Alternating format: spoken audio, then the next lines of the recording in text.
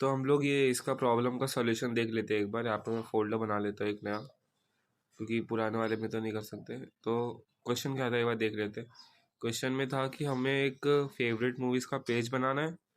उसमें एक हेडिंग चाहिए, टाइटल, एक हेडिंग चाहिए, एक ऑर्डर लिस्ट चाहिए, अनऑर्डर लिस्ट चाहिए, और आईएमडी पेज पे लेकर आने के लिए हमें एक एंकर टैग यूज़ करना है। तो बनाते हैं day2.practice करके मैंने बना दिया यहाँ पे। इसके अंदर मुझे चाहिए पहला कि एक माय मूवीज़ का पेज चाहिए। तो मैं इस पे यहाँ पे आऊँगा और movies.html करके बना लूँगा, और अगेन यहाँ पे लिखूँगा doctype HTML, then HTML के अंदर हेड, ये सब तो आपको याद ही होगा अच्छे से। तो फटाफट ये करके HTML के अंदर हेड टैग। VS कोड पहले से काफ़ी सजेशन देता है क्योंकि कोपायलट है इसमें, तो उसको आप इग्नोर कर सकते हो, क्योंकि अभी हम सजेशंस पे जाएंगे तो हमारी थिंकिंग कम हो जाएगी। एंड देन मैंने बॉडी क्रिएट किया। बॉडी के अंदर मेरे को एक हेडिंग चाहिए, तो मैं S3 यूज़ करूँगा, my favourite movies, my top 3 favourite movies, कुछ भी डाल सकते हैं, अब टू यू। और उसके अंदर अब मेरे को क्या चाहिए, मैंने हेडिंग डाल दिया। उसके बाद मेरे को चाहिए थी आई गेस एक अनऑर्डर लिस्ट चाहिए जो 3 मूवीज़ दिखाए।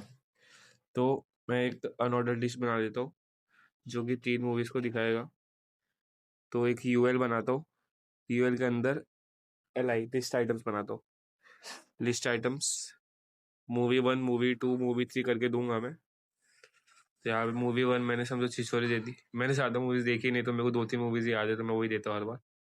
Movie 1 Chhichhore, movie 2 I guess 3 Idiots दे देता हूँ, 3 इडियट्स। एंड देन मूवी 3 ठीक है, जो सजेशन दे रहा है वही दे देते, क्या ही फर्क पड़ता है। तो देन मैं गो लाइव पे क्लिक करता हूँ। तो यहाँ पे मेरी मूवीज़ आ चुकी है, मूवी 1, मूवी 2, मूवी 3। अब मेरे को हर एक मूवी में एक लिंक चाहिए जो IMDb पेज पे लेकर आए। तो यहाँ पे तीनों लिस्ट आइटम्स में मैं एंकर टैग लगा देता हूँ, उसके अंदर ही हम लिंक को ऐड करेंगे। ये HRF से एंकर टैग लगता है, कल हमने देखा था।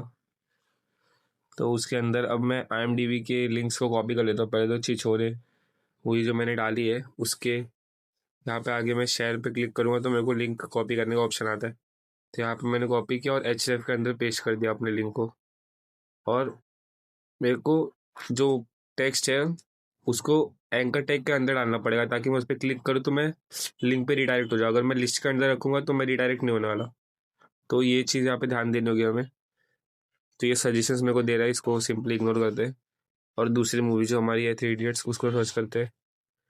एंड 3 इडियट्स के लिए भी मैंने यहाँ पे सिंपली शेयर किया, कॉपी लिंक किया, एंड देन यहाँ पे HRF के अंदर पेस्ट कर दूंगा। और ये मूवी को एंकर टैग के अंदर लिखना है, क्योंकि एंकर टैग के अंदर जो रहेगा उस पर क्लिक करके ही वो लिंक पे रिडायरेक्ट होने वाला है। तो ये चीज़ हम याद रखेंगे। एंड देन पी की, तो जो प्रॉब्लम में दिया हुआ है एक एक करके उसको देखते जाओ और उसमें क्या यूज़ होने वाला है वो लगाते जाओ। इतना कॉम्प्लेक्स कर दोगे तो अच्छा नहीं है।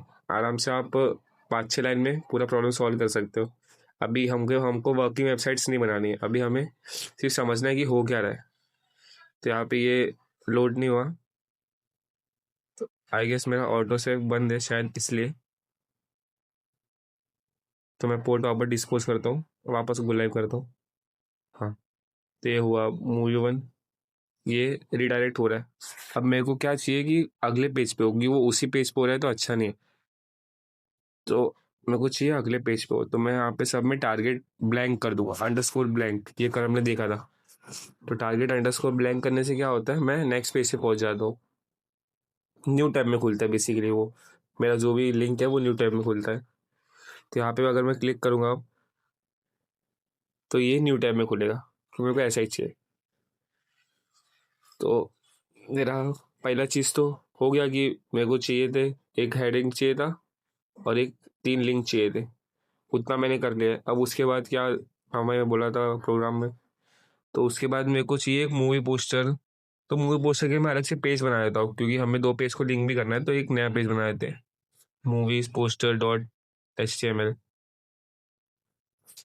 यहाँ पे वापस मैं डॉक टाइप HTML वो सब लिख देता हूँ। एच टी एम एल के अंदर हेड, जो टैग ओपन हो रहा है वो क्लोज होना चाहिए। VS कोड अपने आप कर देता है, लेकिन फिर भी आप ध्यान दिया करो कि जो टैग मैंने ओपन किया वो क्लोज हुआ है कि नहीं। फिर अंडर टाइटल के अंदर मैं डाल दूंगा movies posters, posters of movies. जो उसका उससे मेरे को एरर तो नहीं आने वाले, तो मैं वहाँ पे कुछ भी डालूँ चलेगा। ठीक है, मेरे को वापस सजेशंस दे रहा है, मेरे को नीचे। तो अब मैं यहाँ पे एक वापस ऐसे डालूंगा कि मूवीज पोस्टर्स, क्योंकि मेरे को वेबसाइट पे कुछ दिखना चाहिए। अब मैं एक पोस्टर जाके सिंपली डाउनलोड कर लूँगा। कोई भी मूवी का कर सकते हैं। यहाँ पे अलादीन का मेरे को सिंपल दिख रहा है, तो इसको कॉपी किया सिंपली मैंने, यहाँ पे अपने फोल्डर में पेस्ट किया, जो मैं प्रैक्टिस वाला फोल्डर बना रहा हूँ। तो image.png नाम से वो सेव हुआ है। तो यहाँ पे मैं अब इमेज टैग ओपन करूँगा और उसके अंदर सोर्स में image.png डालूंगा। एंड अल्टरनेटिव भी दे देता हूँ एक अलादीन, ताकि अगर वो इमेज लोड ना हो तो वहाँ पे अलादीन लिख के आ जाए, तो यूज़र को समझ आना चाहिए कि वहाँ पे कौन सा इमेज है। तो अपने पुराने पुट को डिस्पोज करके वापस गो लाइव किया, तो यार मूवी पोस्टर आ चुके हैं।